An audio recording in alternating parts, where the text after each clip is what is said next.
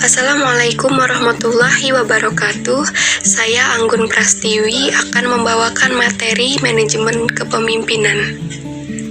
Baiklah, di sini kepemimpinan adalah keunggulan seseorang atau beberapa individu dalam kelompok dalam proses mengontrol gejala-gejala sosial. Atau bisa juga disebut sebuah kemampuan yang terdapat di dalam diri seseorang untuk bisa memengaruhi orang lain atau memandu pihak tertentu untuk mencapai tujuan. Ya, benar, jadi seorang pemimpin itu wajib memiliki kemampuan untuk memengaruhi atau memandu sekelompok atau organisasi tertentu. Sebelum membahas tipe-tipe kepemimpinan, kita harus tahu dulu bahwa tujuan pemimpin itu adalah memberi contoh atau arahan kepada bawahannya untuk bagaimana caranya menjadi seorang pemimpin atau seorang karyawan yang bagus. Baiklah, saya mengambil 5 contoh tipe kepemimpinan. Yang pertama, tipe pemimpin demokratik, otoriter, karismatik, militeristik, dan paternalistik.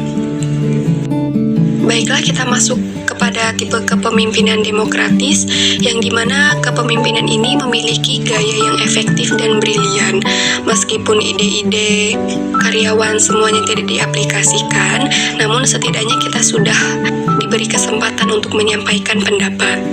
Tipe pemimpin ini juga banyak disukai dan dapat dihargai oleh pegawai, serta bisa memberikan arah-arahan kerja yang proporsional kepada karyawan. Selanjutnya, tipe kepemimpinan otoriter. Tipe ini memiliki sisi positif dan negatif. Sisi positifnya yaitu pemimpin ini selalu memastikan pekerjaan bisa selesai tepat waktu, efektif, atau tanpa alasan, sehingga karyawan mau tidak mau dilatih untuk disiplin waktu dalam kerja.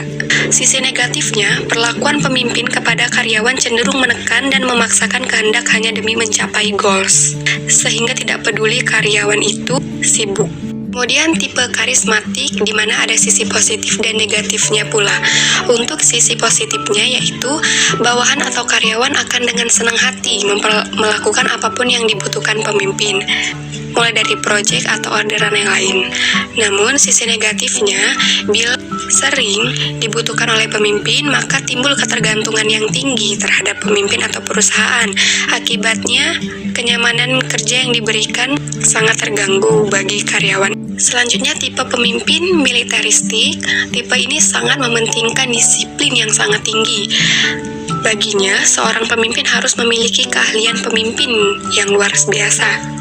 Apabila karyawan memiliki sifat pemimpin, maka kolaborasi kerja yang aktif bisa tercipta. Sebaliknya, apabila karyawan tidak disiplin, dijamin mereka tidak akan bertahan lama bekerja di perusahaan tersebut.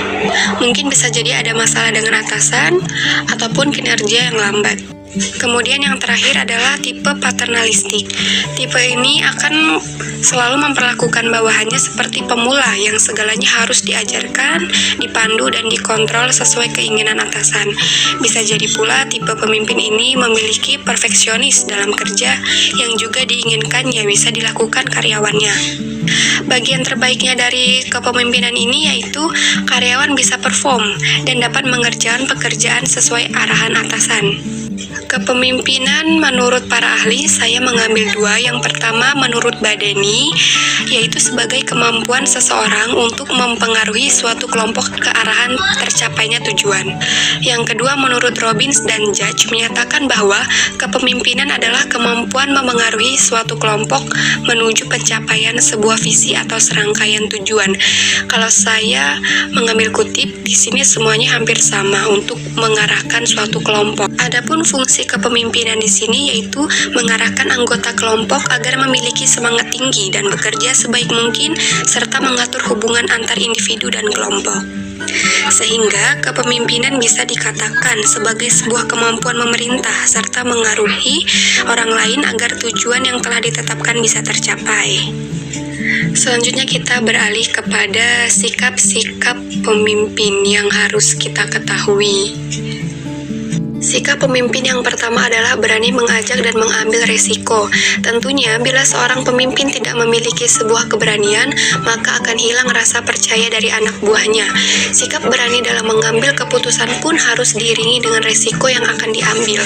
Karena dengan begitu, keraguan yang hinggap dalam diri Anda akan hilang. Anda berani mengambil keputusan, berarti Anda pula harus berani mengambil resiko serta tanggung jawab atas apa yang terjadi di kemudian hari. Yang kedua, komunikasi yang baik dan menginspirasi. Komunikasi yang baik adalah modal utama yang harus dimiliki seorang pemimpin, karena kebijakan atau keputusan yang akan dikeluarkannya, apabila tidak dikomunikasikan yang baik, akan menjadi sorotan utama dari setiap orang, terutama bawahannya. Yang kedua, jadilah pemimpin yang mampu menjadi inspiratif bagi bawahan atau rekan. Tunjukkan dalam setiap perbuatan, selalu gunakan kata dan kalimat yang memotivasi bawahan Anda. Selalu gunakan kalimat atau kata-kata yang sopan. Kemudian sikap menghargai orang lain, rendah hati dan jujur. Cara untuk bisa menghargai orang lain pun mudah, seperti mengucapkan terima kasih kepada orang yang bukan hanya ia telah memberikan sesuatu, tetapi jangan lupa pula ketika ia telah membantu Anda. Kemudian rendah hati, berusahalah untuk tidak bersikap lebih tinggi dari mereka sehingga Anda memerintah dengan seenaknya. Kejujuran haruslah dimiliki setiap orang, terutama bagi pemimpin, karena sikapnya selalu menjadi sorotan yang dipertaruhkan. Sekian penyampaian teori dari saya. Wassalamualaikum warahmatullahi wabarakatuh.